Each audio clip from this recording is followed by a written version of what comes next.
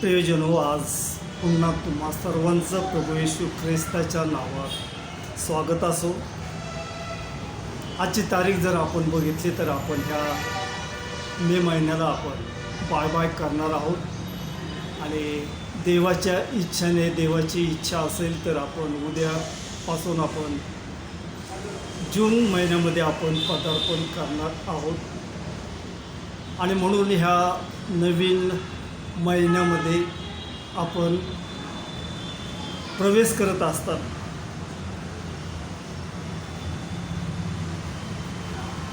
एक लक्षात ठेवा की हे शेवटचे दिवस आहेत. सैतान हा खवळलेला आहे, कोणाला गिळावं हे शोधित फिरत आहे. आणि हे शेवटच्या दिवसामध्ये आपण राहत असताना हे शेवटच्या दिवसामध्ये लोक कसे होतील आणि कसे आहेत याचा अनुभव जर तुम्हाला घ्यायचा असेल तर तिमोथेला दुसरे पत्र याचा 3रा अध्याय तुम्ही माझ्याबरोबर काढा की ह्या शेवटच्या काळामध्ये लोक कसे आहेत, कसे होतील. आणि म्हणून आम्हाला इशारा देण्यात येत आहे. तिमोथेला दुसरे पत्र याचा 3रा अध्याय आणि 1 ते 5 या वचनामध्ये आजच्या जगाची परिस्थिती ही सांगितलेली आहे की ह्या ठिकाणी म्हटलेलं आहे की शेवटच्या काळी कठीण दिवस येतील हे समजून घे, कारण माणसे स्वार्थी, धनलोभी, बडाईखोर, गर्विष्ठ, निंदक, आईबापास न मानणारी, उपकार न स्मरणारी, अपवित्र, ममताहीन, शांतता द्वेषी, चहाडखोर, असंयमी, क्रूर, चांगल्याबद्दल प्रेम न बाळगणारी, विश्वासघातकी, हूड, गर्वाने फुगलेली, देवावर प्रेम करण्याऐवजी सुखविलासाची आवड धरणारी, सुभक्तीचे केवळ बाह्यरूप दाखवून तिचे सामर्थ्य नाकारणारी असे ती होती. त्यांच्यापासून दूर राहा. या ठिकाणी आम्हाला इशारा दिलेला आहे की अशा लोकांपासून आम्हाला दूर राहायचं आहे. आणि देवाचे प्रियजन हो, आणि किंवा तुम्ही जे माझे व्हिडिओ तुम्ही पाहत आहात, ऐकत आहात, हे मी माझ्या मनचं सांगत नसून देवबापाने जे मला प्रेरणा दिलेली आहे आणि जे तुम्हाला सांगावंसं वाटतं ते मी तुम्हाला सांगत आहे की ह्या शेवटच्या दिवसामध्ये लोक हे कसे होते. आणि हे जे काही शेवटच्या दिवसाचे जे काही चिन्ह आहेत हे सैतानाचे चिन्ह आहेत. आणि सैतानाने ह्या लोकांचे मन, ह्या जगाच्या लोकांचे मन ते आंधळे केलेले आहेत. तुम्हाला माहीत आहे, जे धार्मिक जीवन जगणारे लोक आहेत त्या प्रत्येकाला सैतान आती छळतो. नव्या करारामध्ये योबाचं उदाहरण आपल्याला माहीत आहे की तो सात्विक, सरळ, देवाला भिवून वागणारा, पापापासून दूर राहणारा. सैतानाला ते देखवलं नाही. जो सैतान योबाच्या काळामध्ये संपूर्ण पृथ्वीवर फिरत होता तो सैतान आजही फिरतो. आणि जे सात्विकतेने, धार्मिकतेने वागणारे लोक आहेत की त्यांची चहाडी तो देवाच्या सिंहासनापर्यंत तो पोहोचवतो. देवासमोर तो उभा राहतो आणि तो त्याला सांगतो की ह्या मनुष्याच्या घराच्या भोवती तू दयेचं कुंपण घातलेलं आहे ना. हा चहाडखोर आहे. सैतान हा लबाड आणि लबाडीचा बाप आहे. पण लक्षात ठेवा, मानवजात ही परमेश्वराची कृती आहे. त्याच्या हातातली ती कृती आहे आणि तो प्रत्येक मानवजातीवर तो प्रेम करत आहे. सैतानाला परमेश्वराने सांगितलं, मी ह्या भूतलावर सर्व काही तुझ्या हाती देतो, पण त्याच्या जीवाला तू हात लावू नको. परमेश्वराच्या परवानगीशिवाय कोणत्याही धार्मिक मनुष्याला सैतान हात लावू शकत नाही. तुम्हाला शारीरिक क्लेश होतील, शारीरिक त्रास होईल. एवढंच नाही तर तो तुमचे हाडे मोडण्याचा तो प्रयत्न करतो, पण तुमचा जीव आणि आत्मा त्याला तो हात लावू शकत नाही. योबाचं चरित्र तुम्ही ते वाचा.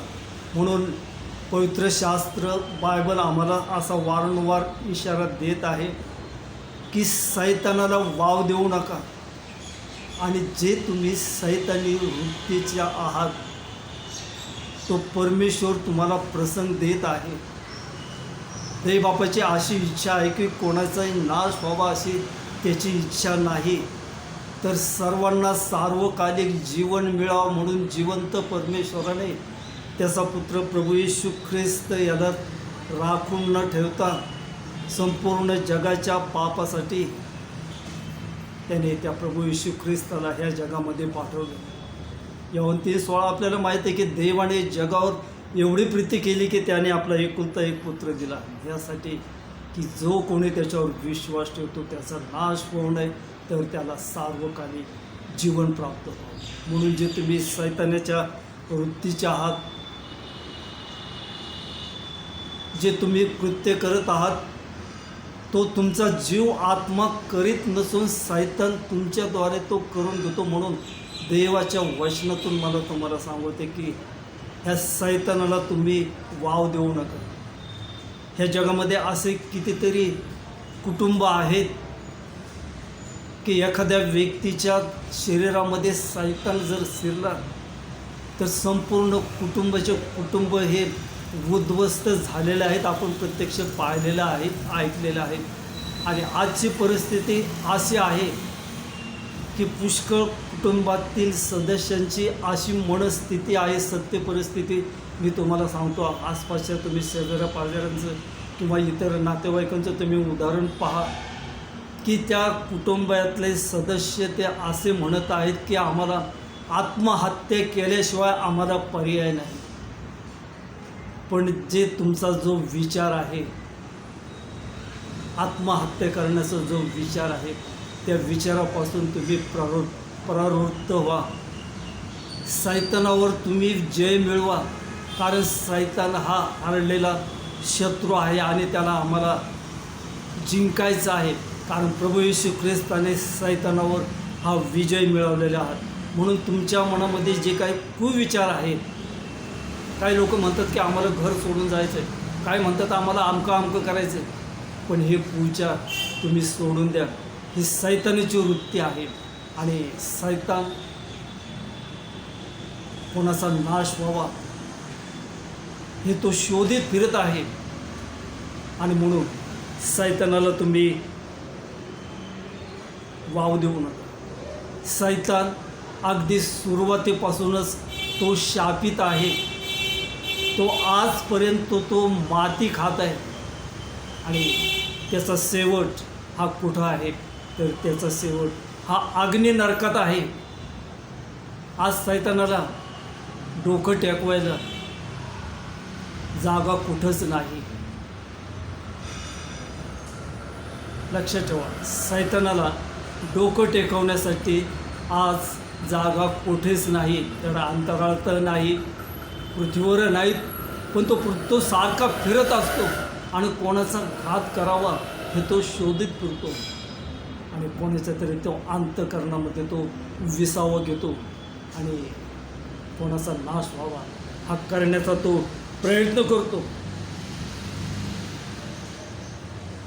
आणि म्हणून देवाचे प्रयोजन प्रभूमध्ये आनंदित व्हा, प्रभूमध्ये उल्हासित व्हा, कारण त्याने तुमच्यावर प्रेम केलेलं आहे, तुमच्यावर प्रीती केलेली आहे. आणि म्हणून या शेवटच्या दिवसामध्ये आपण राहत असताना जेवढा आपण अधिक उपास आणि प्रार्थनेत जाणार आहोत, तेवढा सैतान हा पराभूत होणारा तो सैतान आहे. आणि सैतान ज्या गोष्टीला घाबरतो ती गोष्ट म्हणजे उपास आणि प्रार्थना. आणि उपास आणि प्रार्थना केल्यानंतर ज्या व्यक्तीच्या अंतःकरण मनामध्ये जो सैतान शिरलेला आहे की उपास आणि प्रार्थनेच्या द्वारे ही असली जात निघत नाही असं प्रभू येशू ख्रिस्ताने सांगितलं. म्हणून सैतानावर विजय मिळवायचा असेल तर देवाची जी काही शस्त्र सामुग्री आहेत एफेसकराच्या पत्रामध्ये सांगितलेलं आहे की ती देवाची शस्त्र सामुग्री आम्हाला धारण करायची आहे आणि विश्वासाने आम्हाला त्या सैतानावर विजय मिळवायचा आहे.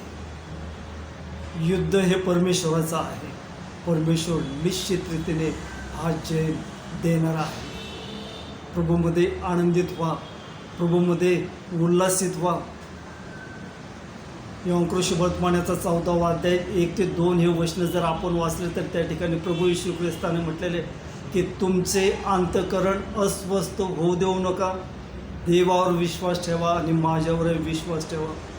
माझ्या पित्याच्या घरात राहण्याच्या जागा पुष्कळ आहेत, नसत्या तर मी तसे ते तुम्हाला सांगितले असते.